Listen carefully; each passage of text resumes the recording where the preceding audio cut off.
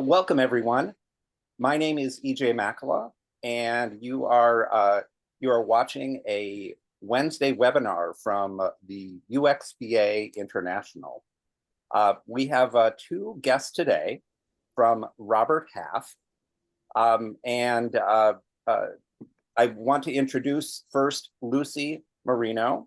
Lucy is an executive director of marketing and creative practice at the global talent solutions firm, Robert Half. And with her is David Sheehan. He's the co-presenter. He is a branch director at Robert Half's Talent Delivery Center, where he leads national recruitment efforts for high-level digital roles. Today's webinar is looking at some key insights from Robert Half's 2025 salary guide. Specifically, our presenters today are going to take a look at how to maximize professional value and marketability. Just before we get started, just a note, this webinar is scheduled to last about an hour. There will be a period where you can ask questions. You can do so by using the Q&A link or button on your Zoom screen, and I expect that we'll start answering questions about maybe 45 minutes into the presentation itself, and also you may see some chat messages from me that appear on your screen that may give some additional information about UXBA and things like that. So without further ado, let me pass it on to Lucy and David. Great, thanks, EJ. Can you hear me okay? I can hear you great. Perfect. Well, thank you, and thanks for the introduction, and we are very grateful for UXPA for having us here today. So we're very excited to talk about our presentation. And as EJ said, today we're going to be talking about maximizing professional value and marketability, key insights from Robert Half's 2025 salary guide. I'm Lucy Marino, and I'm the executive director for marketing and creative practice group at Robert Half. And I've been with the company for over 25 years. I started way back in 1999, and I have spent the majority of my career as a recruiter and an account manager. And I've always been in the creative and marketing space. And in my current role, which I started a few years back, I often explain it as the ambassador of the practice group for Robert Half. So everything marketing and creative runs by my desk: training, material, sales enablement, as well as salary guide data. So I'm really excited here to share some information with you all. And now I'm going to turn it over to my partner in crime here and my good friend, Dave Sheehan, who we've worked together for probably over a decade together. It's easily over a decade, and apologize, my scroll wheel got away from me there. But I'm David Sheehan. I manage the national team that focuses on high-level digital talent, and 60% of what we do is UX, mostly design, a fair amount of research as well. I've been with the company for 18 years, including also in New Zealand for a little bit. So I'm really excited to share all these insights, and I hope you like stats because we've got a lot of stats coming your way. Great. Thanks, Dave. So let's take a quick look at what we'll be discussing today. We'll set the stage with a snapshot of the creative industry. We'll cover the national employment picture and dig into some specifics for the creative industry and UX in particular. We'll look at hot jobs, hiring, salary, workplace trends, as well as emerging technologies such as AI and its impacts. From there, we'll cover what to do to maximize your value and your marketability, whether you're looking for a new job or career or just want to strengthen your position at your current role. We'll discuss ways to assess marketability, the need for technical and soft skills, the benefits of certifications, networking, mentors, and best practices on creating a digital portfolio that pops. So before we begin, I just wanted to give you a quick background on Robert Half.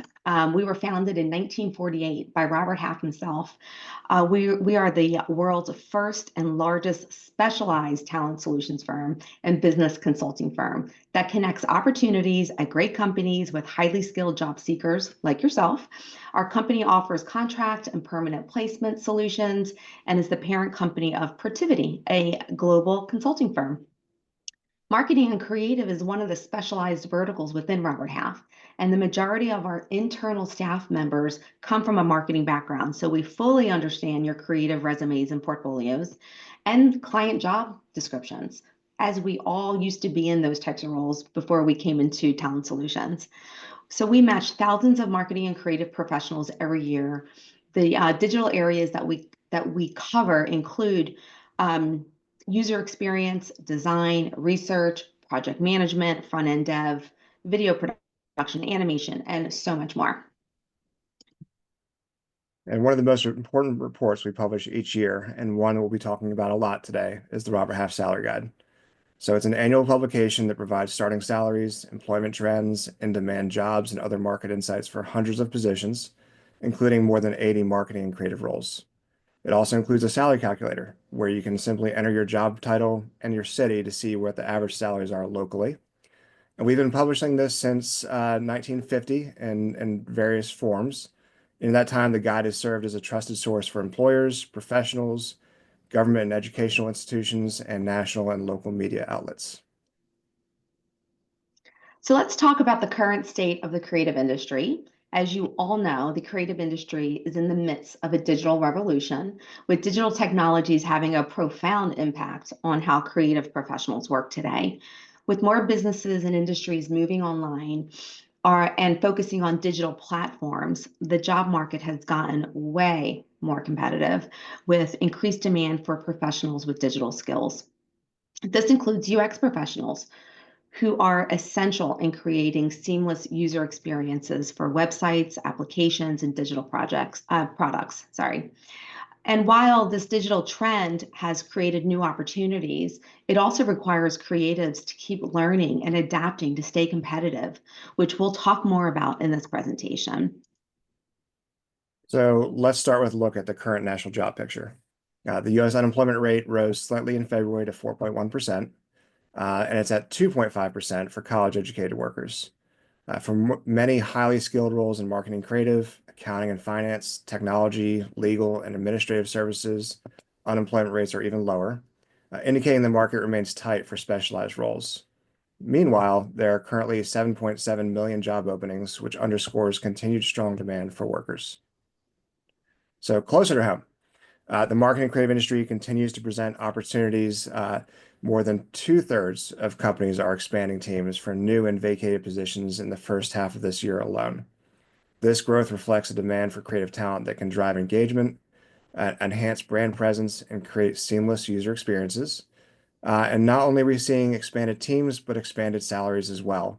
UX design and production leads the way in year-over-year salary gains at plus 3.2%, as it reflects the growing demand for their expertise in an increasingly digital world.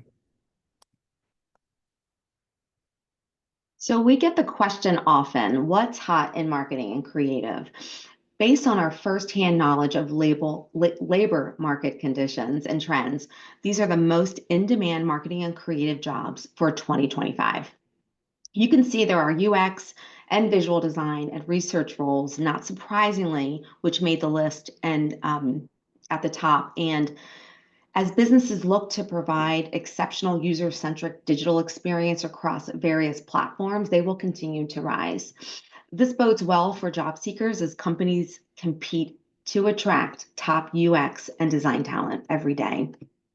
Another driver in the increased need for UX workers is that an increasing number of industries who hadn't done so before are adopting UX design as they undergo traditional transformation. The demand spans into, but the best opportunities are in retail and e-commerce, with the focus on optimizing online shopping experiences to drive sales, financial services to simplify complex user journeys for banking, investing, and fintech, healthcare and insurance to enhance digital tools for patient and member engagement, and tech and SaaS companies, with an emphasis on improving product usability and customer retention.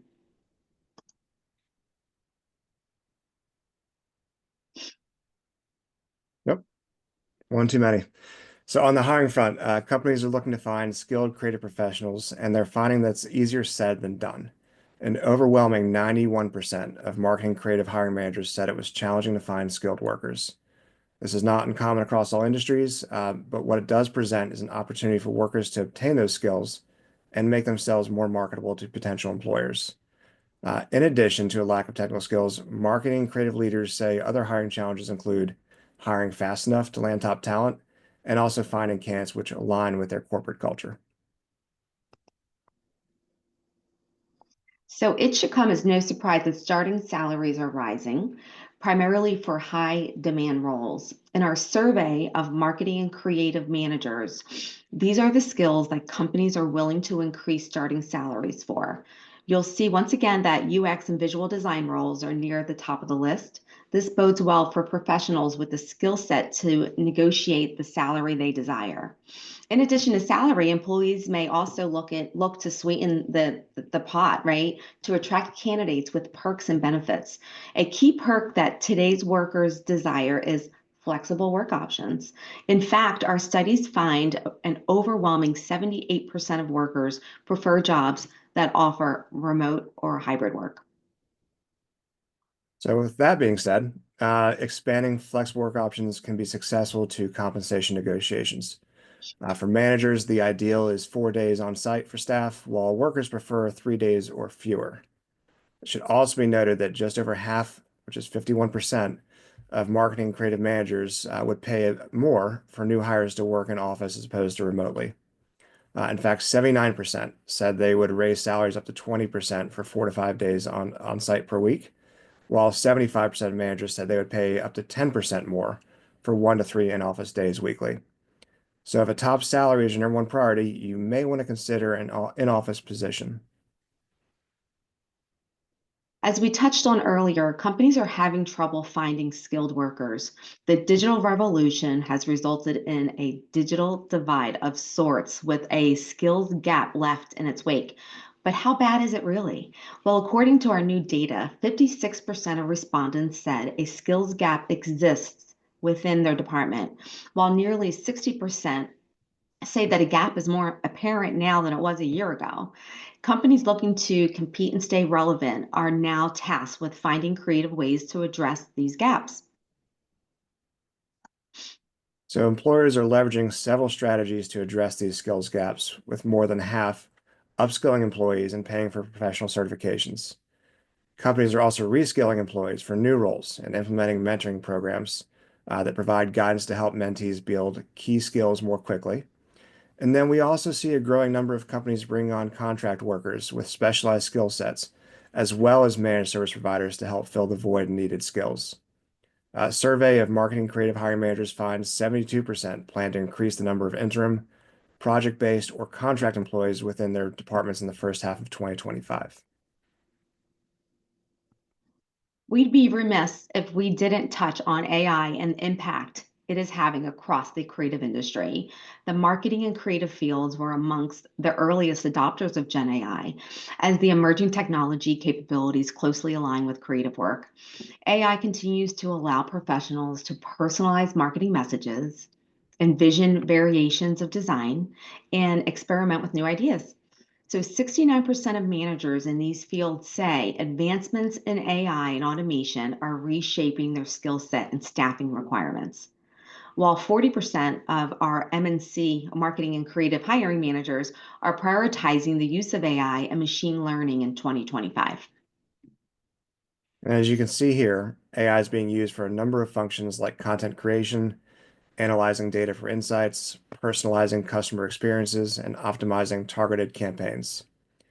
The adoption of AI is also resulting in emerging roles at the intersection of AI and UX, such as virtual reality and augmented reality designers who create immersive digital worlds and experiences using AI and UX principles to make them interactive and more user-friendly. creative technologists that blend technology, AI, and UX design to create innovative digital experiences that are all both functional and engaging, and conversation designers that create interactive dialogue systems like chatbots or virtual assistants using AI to enhance customer experience and user experience through intuitive human-like interactions. These are just a few examples as this kind of overlap is happening across the creative industry. So, with that creative industry snapshot in mind, we see that there is a lot of opportunity. So now let's talk a little bit about how you can turn that opportunity into success for yourself. How can you enhance your career potential and boost your visibility? How can you make sure your skills are in demand in the continuously evolving creative industry that we live in? How do you build a personal brand that will stand out to potential employers?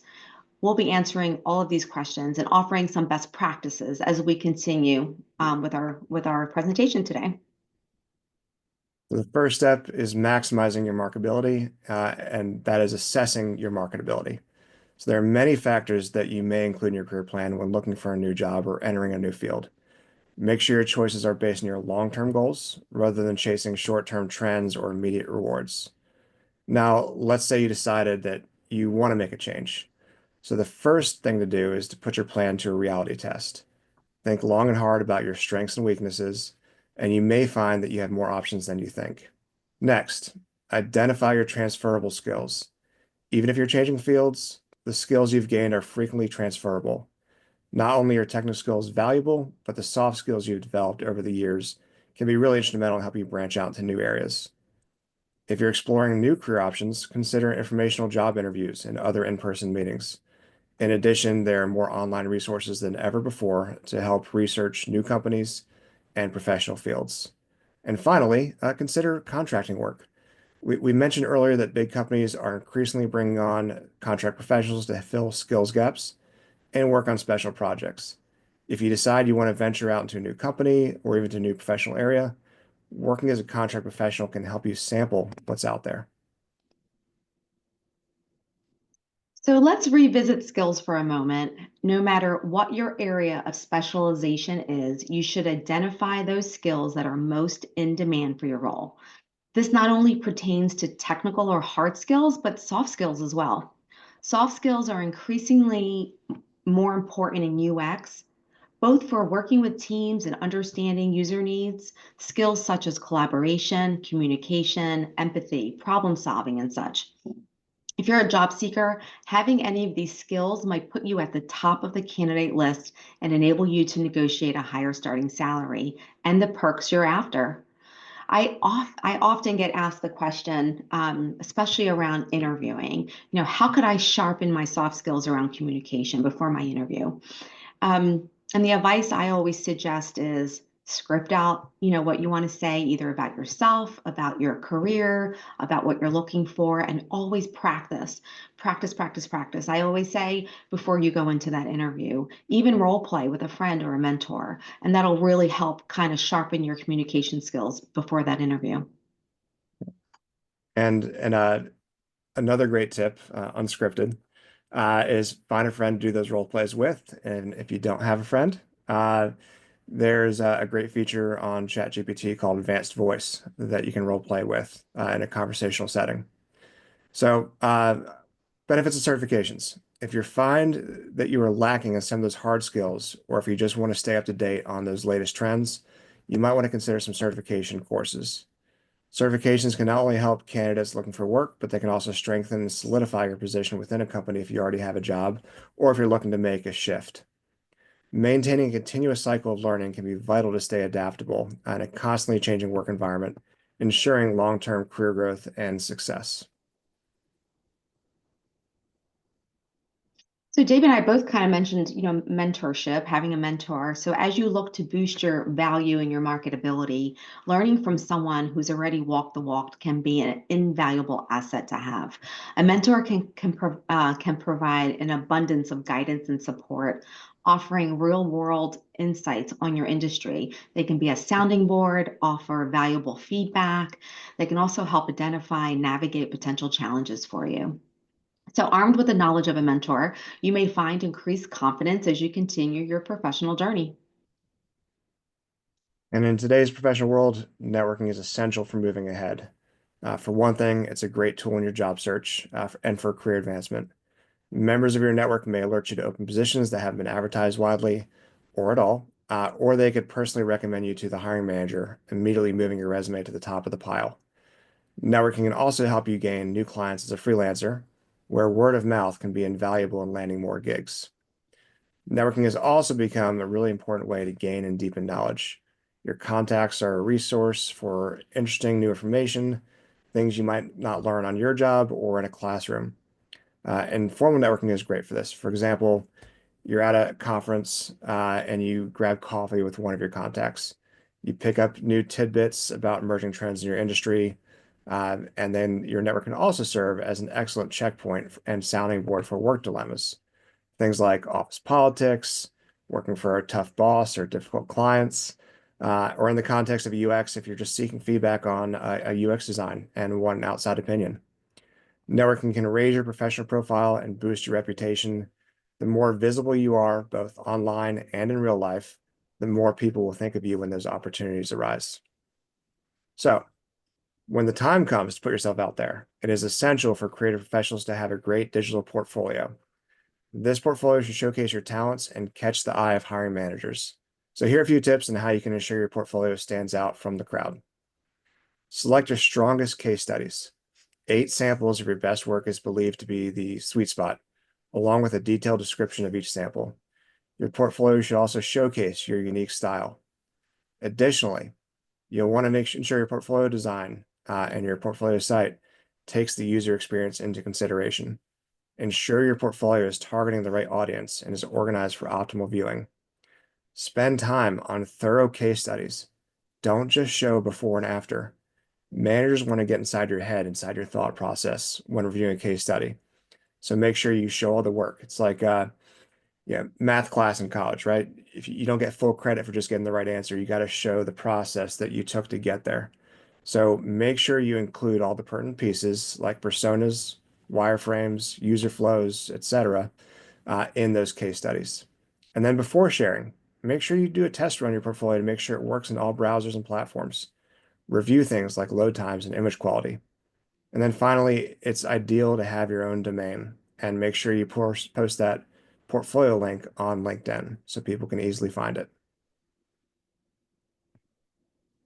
So speaking of LinkedIn, everyone from seasoned professionals to students in school should have an updated LinkedIn profile, as this will be your first impression for hiring managers.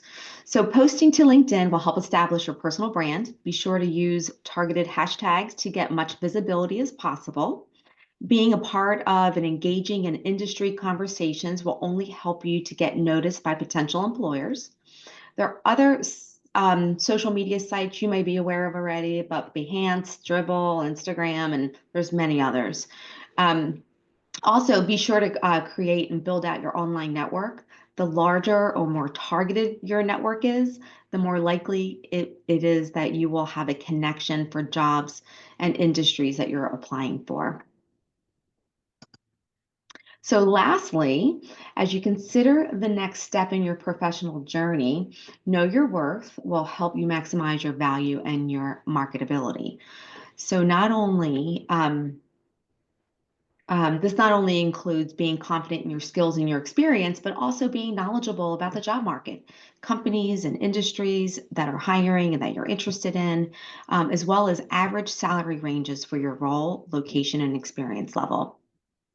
Prioritize the perks and the benefits that are most important to you. Is it salary? Is it flexible work environment? Is it, an opportunity where there's room for growth? Taking the time to do your research and establishing your worth will benefit you whether you're negotiating for a new job or a promotion or a pay raise. So we have many resources at Robert Half that can help you out in your job search that are available on our website. You can explore the 2025 Salary Guide and Salary Calculator to discover national trends, hundreds of salaries, and the perks and benefits you should be receiving, and much more. This tool will empower you to find the great role you deserve. And then the Robert Half blog is another great resource. It is frequently updated with tips, tricks, and trends to look out for while you're searching for a job. It also hosts many articles which discuss on how you can land a great role. So we invite you to scan these QR codes to help you get started on the next phase of your career. And we'll leave this up for about 20 seconds for you to scan before we move on.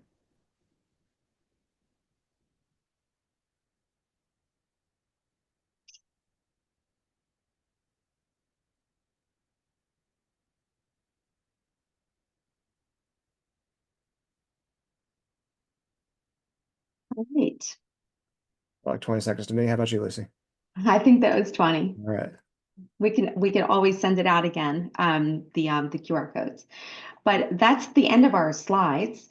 So we thought we'd take some time for some questions. And Dave, I'm not sure if you can see the Q&A, but I did get a couple of questions from my IM here. I don't know if these are in the QA as well. But I'm going to just, Dave, why don't I just read some of the questions and you and I can Sure. just kind of bounce back and forth. Sounds great. What are some common mistakes people make when navigating their career in the digital world? I think the biggest thing we see in the UX space, Lucy, is yeah, you have your LinkedIn's really important, your resume is really important. I know when we send people to clients, we write up a nice marketing profile about them. What do the managers do every single time it's a UX role? They go straight to the portfolio. So it's really important to consistently build it out. Even if you've been at a company for 5 years and you have no intention of leaving anytime soon, one day you're probably going to be looking for a new role, right? So just make sure you're continually grabbing those assets, building out those case studies, because when you need them at some point, they may not be there if you haven't been building them all along. Uh, our clients, the feedback we're getting from them is that they want to see, you know, a clean landing page, and then each case study have its own page that they can scroll from top to bottom and see all like I said earlier, the work along the way. PDFs, PowerPoints are kind of going a little out of vogue. So really spend the time in modernizing your portfolio, building it as you go, and making it something that you're super proud of. And that's what's going to help you land that next job in UX. I think that's great advice. And I know we touched on online presence already, but I always remind people your photo is important, right? Sometimes it's good to invest in like a professional headshot. I've seen some, LinkedIn profiles and, the picture can be very casual. But I would just say, your online presence in general, including you and, what you like and what you post content wise is critical. So I think the portfolio advice was great, Dave. And I would just remind people of their online presence. The look of it is important too. Um, I have a question here. David says, what's the best way to find a mentor? And I think that's a really good question. Um, Dave, I'll just kind of throw out a couple of things. I know I have a mentor who's a previous coworker of mine. It's someone that I've kept in touch with for years, even though we haven't worked together in like a decade. But we touch base. We actually have a calendar event like once a month, and we're friends, but we're also, previous coworkers, but we're both in the same similar industry. So we talk, we just talk a lot about, work stuff, professional stuff, and we brainstorm together. So that's how I found mine, was just through a previous coworker. But Dave, you have any advice on that? Yeah, I think that's a great way, whether they've moved, someone that you've had a close relationship that moved elsewhere in the organization or to another company, to stay in touch with those, reaching out to your network, past coworkers and colleagues, people you respect, and also people at your alma mater. And in the networking organizations, whether they're online or in person, yeah, I think it's really important to get to as many in-person networking events that you can, and don't just stand in the corner talking to the same person every time, unless they happen to be your mentor already. But do what's uncomfortable, meet new people, introduce yourself, be visible, and mix it up every time. And I find that's a really good way to identify new people that you can bring into your circle. That's great. Hey, Lucy and David, may I interrupt? Of course. Sure. Sure. We have some I have some other questions that are coming down the line, and I'm wondering if I could toss some of those into the Of mix. course. Of course. Right. Okay. We have a question from Adriana. Adriana says that they have 25 plus years of experience in the UX area.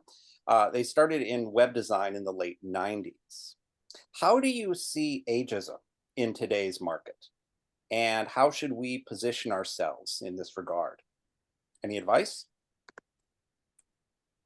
Well, I would take some of the advice we already went through, just making sure your portfolio is up to date on the digital skills, any AI skills that you've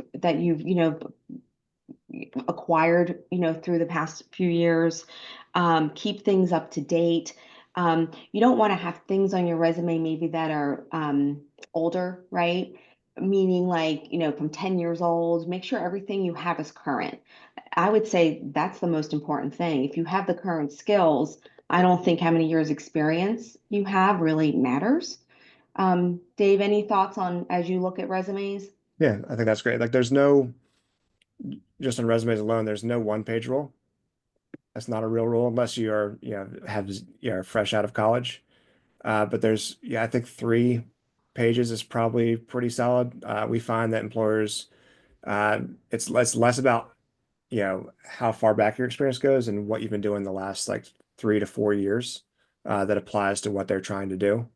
And then touching on the portfolio, make sure it's modern, make sure you've adapted to current design trends. Um, that really stands out, and that's what lands you the call in the interview with the hiring manager more than anything else. Yeah, I would just add too, when you're applying to a job, just making sure you're highlighting that experience up top first. I think because you're going to catch their attention in that first half of the page, right? So just making sure that you're really highlighting kind of the skills and the requirements that the job description's talking about up top.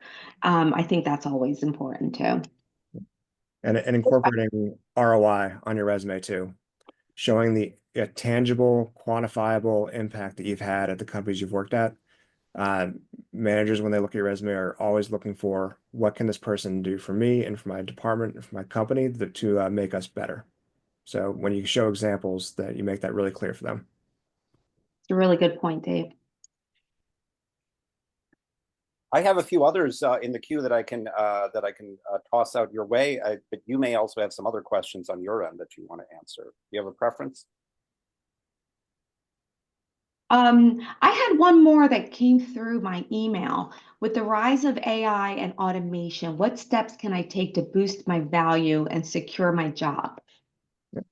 I love talking about this subject because I love incorporating AI into my workflow. I think it's really important to stay in touch with all the latest news around AI, and it's hard because it feels like it's coming at us from a fire hose, right? It's changing every day. So sign up for a couple email lists that are news aggregators around AI. Try out tools that pique your interest when you hear about them.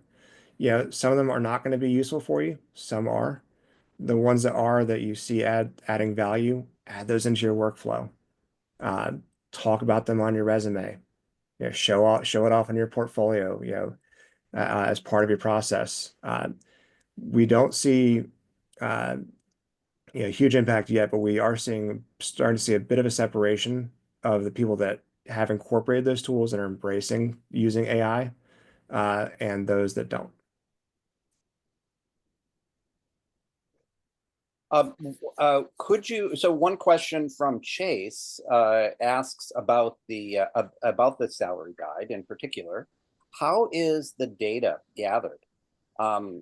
Chase says that the salaries seem high for their area, which is they're located in Utah in the US. So we do surveys, and we will survey a certain amount of let's say hiring managers for one functional role. And I don't know if the exact number of people that we survey, but We do surveys and we take kind of the averages from them. And just keep in mind, there are the variants for your part of the country that you live in. So I don't know if Chase, if you saw that, just making sure that you're looking at the local variants compared to the national number. Um, oh, sorry, Chase can hear me, but I can't. He can't respond. But there is a local variance that you will have to calculate with the ranges that you're looking at. And you said he's in Utah, EJ? That's right. Yes, yes. Chase is in Utah. So it maybe you can even describe it if Chase or someone wants to review the salary guide, will they see something that lets them kind of determine how they might localize some of these numbers, and Yeah. would the calculator assist them in that? Yes, there's an online calculator on the online salary guide, so they can take the functional role and then use their local variance to figure out the high and the low salaries. Right. And apologies if you already answered this question, but I'm not positive that we told people how to access the salary guide. I assume one way is simply to just do a simple web search for Robert Half 2025 salary guide. But is there any other easy way that people can access it? Yeah, Dave, do you want to go back to the QR code page? Yep. So the Right. one to the far left is the online salary guide, and that will have the built-in calculator. Excellent. Okay. Thank you. You're welcome. Did Uh, you have another question for us? I do, yes. I have a feeling that we have more questions than a lot are coming in, at least on my end. Hopefully, we'll be able to get to all of these. I don't know about you. So Adriana asks, what is your advice on portfolio format? And I think you may have touched on this already, but is a PDF okay? My portfolio has 6 use cases and is nearly 80 slides long. Should I create a shorter version for job applications? Yep. And this is feedback from hiring managers that we've worked with and submitted to. Adrian, I would really recommend that you slice and dice that PDF and put it into a portfolio site where it's kind of infinite scrollable as opposed to a downloadable PDF. It's easier viewing for hiring managers. It's the more modern style. And that's something that we encourage all the people that we meet with and interview to do, even because it's important for us when we interview someone that we not just set them up for success with our clients, but we set them up for success in just their job search overall. So I would encourage Adriana to build that out. You can still have it as a downloadable PDF as a backup resource for those that like that, but building out the portfolio site with your case studies broken apart into their own page with all the pertinent info, nice, clean, easy to design, but still informative, and a good mix of the various of images and context behind those. What was your role on the project? What piece did you work on? What was the maturity you started with? What was did you do the user research, whether quant or qual yourself, or was that delivered to you with personas already ready? Managers love to see the back of the napkin sketches all the way through to the lo-fi and hi-fi prototypes and final design. And then if there's impact that you can share at the very bottom of the design, that's great too. And also sharing the length of the project too. Was it a 2-week sprint? Was it a 6-month project? Yeah, I always like to share. Design can be really focused and not nailed in. You could spend 6 months doing UX research around stacked or linear login screens, or it could be a 2-week sprint. We've had to design an entire site from scratch. So just make sure you show all that context and scope. Sorry, that was a lot of info. I know. Uh, I Great. love talking about portfolios. Great. Well, one question I have for you then is a follow-up. Are there any, in your experience or in the feedback from the people that you have talked to, are there times where PDFs and or slide decks are completely appropriate or even preferred? I think those are great if you're demonstrating and walking someone through your portfolio on an interview. I don't think they're the best to go in with to land the interview. So have them ready, have them build out, but it's more of a presentation format than a when you're trying to stand up from the crowd in your submittal. So you're saying that perhaps it would be appropriate in an interview, for example, if you're asked for more details about a particular project, that you have something ready to perhaps show in the interview itself to go into that level of detail. Absolutely. Because when you're in the job, you're going to present your designs and defend, not necessarily defend, but explain your thought process and why you ended up with that final design or the two variations that you built out. So it's good to see them or to have them see you do that in action during the interview. So I think that's a great thing to have presentation format ready to go for that. Thank you. I have more that I can continue with. I do see a question here, Dave. It says, how many interviews in a hiring process is standard? Wow, that's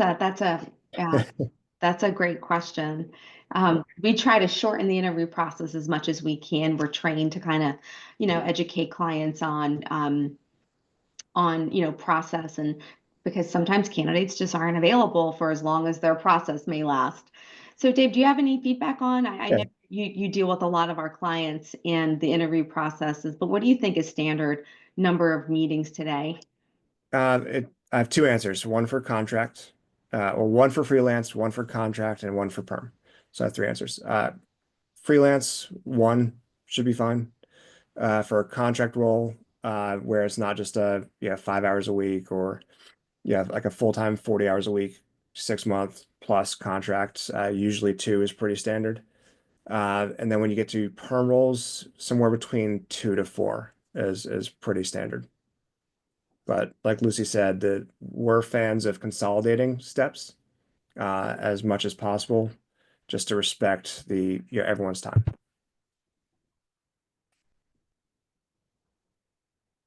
Great.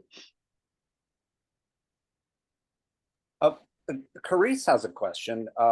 Carice wants to know, as you move into design manager roles, how do you position or maybe reposition your portfolio? Any advice there? For design managers, portfolio becomes a little less important and more explaining the challenges that you were asked to solve, and then what you did with the team to basically achieve that. Like, how many people did you manage? Were you also over UX researchers or just designers? And talk about the scope, the scale, the budget of those projects, the impacts you had. Um, and if you're still hands-on doing design, then I think a portfolio is still important. But if you're entirely hands-off, I think you can scope back on, really in-depth case studies because you're not the one hands-on doing that, and it's more about, what you were tasked to deliver and the success behind that delivery. And to follow up on that, for those folks who are interested in transitioning into maybe a more of a leadership role or supervising other people, and there might be doing less hands-on design work, how do you communicate those sort of points? Is there a if it might not fit on a resume to kind of explain things in that sort of narrative, and you're not going to use a standard portfolio anymore, is there a way that you can communicate those sort of a summary about yourself and your accomplishments to even just land in that first interview? Sure. I think what I might do in that situation would be to create a landing page with my bio and work history.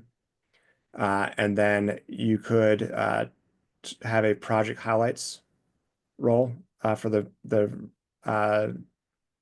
things that you've built out before. and a little snapshot, and then click like maybe like one or two lines or like a few bullet points, and then a clickable into each one of those that talks about the project and the role and the team size, the budget, the success factors, the KPIs, etc.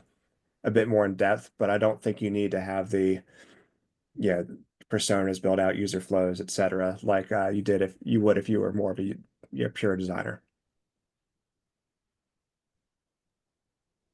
Thank you. Obviously, Dave is our expert in the portfolio and the interview process. Yeah, well, I can tell. Um, so we have some anonymous questions too. What are some good questions that a candidate can ask during a UX interview? And I presumably this is you could give a general answer here, David or Lucy, but maybe you could also package it up into those different levels, like from somebody who's early career versus someone who is going deeper. Yep. Early career, yeah, capacity for mentorship to grow under a more senior UX designer, I think should be important to you. Yeah, more mid-level, senior level. It kind of depends on what you love doing. Like, do you enjoy being a UX evangelist and convincing stakeholders of the importance of UX? Or do you want to go in somewhere where that's already established, and they will give you the time, that culture is there to give you the time to do the proper UX, as opposed to, hey, I need this web page in 2 weeks, right? Um, I always think it's important to kind of ask about that culture, um, the process, what's established, what are the sprints. You know, it's also really helpful to have about 5 questions keyed up before you go in. And that gives you a chance to still have one or two that might not have been answered as part of the interview process. So when you get to the very end of the interview and they ask, do you have any questions? You're like, nope, all good. Like you don't want that. You want to have like one, maybe two follow-up. Um, and I know, it's the job of a UX designer and a researcher to ask questions and really dig in, and perhaps restrain yourself a little bit and don't ask 20 questions. Let the interviewer be the interviewer, and then have a few key ones ready to go to both expand your understanding of the role and what you're getting yourself into, and also to show them that you're interested.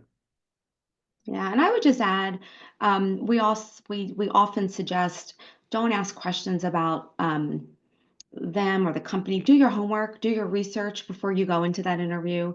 Research as much as you can about the company so you can start off, saying, hey, I've read that your company has gone through this, is merging with them, blah, blah, blah, and then ask, questions. We just recommend you don't go into an interview saying, so tell me a little bit about yourself and the company, right? Do your homework, look on LinkedIn. Most hiring managers, you can find a little bit more about their personal background. So doing as much homework as you can on the person you're meeting with as well as the company to eliminate those basic questions, I think is helpful. Obviously, we're in research, so Yeah. most people probably do that, but we just like to always bring that up. And finding those interests too with a hiring manager can allow you to drop similar interests you have and create an instant connection. And that can be really helpful as well. And then EJ, I was going to say, if anyone was interested in getting connected with a recruiter, we'd be happy to do that, to make the connections. We have offices throughout, we're global, but we have offices throughout the US, and we have regional, recruiters in each location. I don't know if Dave can handle, I don't know how many people are on the call today, but obviously he's one of our top resources in our company. But we'd be happy to make connections. If anybody on the call today would like to be connected with a recruiter, I'm happy if people reach out to me directly. I think my LinkedIn profile may have been on one of these slides, and I do believe you're going to send the slides out, or we're definitely going to send the slides to you, EJ. Yeah, we'd be happy, and we'd actually love to connect anyone on the job market to one of our, recruiters in the marketing and creative space. Yeah, will UXPA International will be sure to take today's slide deck and make it available on the on our website, and possibly also on the on our YouTube page, where a copy of this recording is going to be made available. So that's a common question we get is, can I see the slide deck? And so that is definitely a possibility. So we only have about 5 minutes left, and I'm not sure if there are any closing remarks that the two of you want to make, or if you feel comfortable answering another 1 or 2 questions. What would you like to do? I'm good with either. I mean, if we want to ask one more question, that's fine. I do know, the job market's been a little choppy for the last couple of years, and we definitely have started to see, signs of, companies that are hiring multiples and long term. And I do think it's important that you have mentors and resources to really get your name out there and your portfolio, up to date and out there, so you can increase your amount of opportunities that you come across. But again, we love to be a resource. Dave and I have been around a long time, and we're in this business because we actually love to help people, and we love to help companies, hit their goals as well. So it's a really feel good job for Dave and I. So, like I said, just reach out, and we'd be happy to, do whatever we can to help those looking for work. Just to kind of clarify, so you're inviting people to actually reach out to you directly on LinkedIn to make. I mean, LinkedIn is a really good way to reach myself and Dave. Yeah, I would just say, give us a little bit of time to get back to you if you don't hear back from us right away, because obviously we're in a high volume business. But I typically may not reach back out directly, but I may refer you to the right regional recruiter depending on where you live. So I will help facilitate kind of all of those connections. Great. Well, I can't help but ask this question now, because it came across and it's very relevant. Carolyn wants to know what the advantages are for using a recruiter. Could you describe, like, for those of us who might say, oh, I just look for job postings and I post online, and I don't need another person in my, to help me on that. So first of all, it's free to work with a recruiter or Robert Half. It doesn't cost anything. That's always, a big perk. But we do keep our thumb on the pulse of who's hiring, right? And every geography. We have our account managers who basically spend their time uncovering job opportunities by building relationships with the local companies in their region. So the good thing is that our staffing, professionals are local.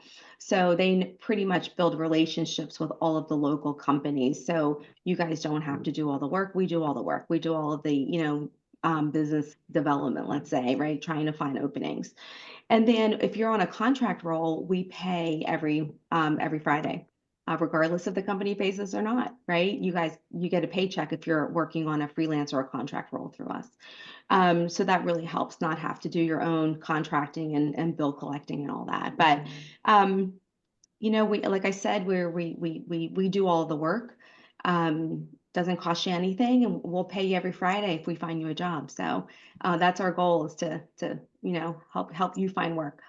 We help you to help us. So it's all good. And I can add in a little bit there too, Lucy. Yeah, like Lucy said, we have those local relationships with the hiring managers. So typically, if I'm talking to a candidate about a job, there's a very good chance that I've been on with that direct hiring manager.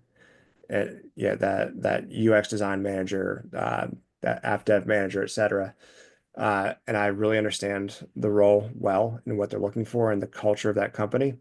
And then I'm sharing that with the people that I know that are looking for similar types of roles. So usually when we send you to a position, your competition is like 3 or 4 other people. And we know that it's a good fit. And then it's up to you and the hiring manager to find the best culture fit and the best technical background for the position. So your odds are pretty good when we submit you to a position. And I think it's also really important to work with a few recruiters, but not 15. Otherwise, how can you keep track, right? So pick two or three that have those local relationships. They're gonna be available to you, that respond to you every time you reach out.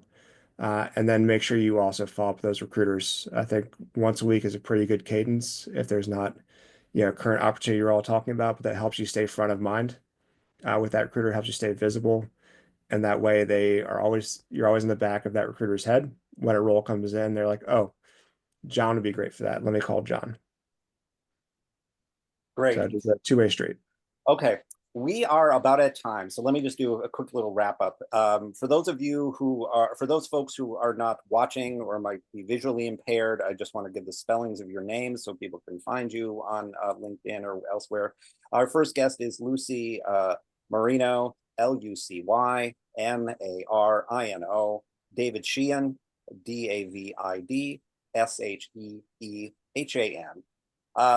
And a few things about UXPA is that the UXPA holds an annual conference every summer, and this year will be held in Amsterdam, Netherlands, from June 16 to 19. If you visit our website, you can find more information and register. Also, if you have ideas for a webinar or other workshop, please get in touch with us. You can also find us, you can find information on that website. Let's look in the education section. And so with that, thank you very much, Lucy and David and the other folks at Robert Half for making time for us and our audience today. We very much appreciate it. Thank you for having us. Thank you. Wonderful. Bye. Okay. Thank you. Goodbye, everyone.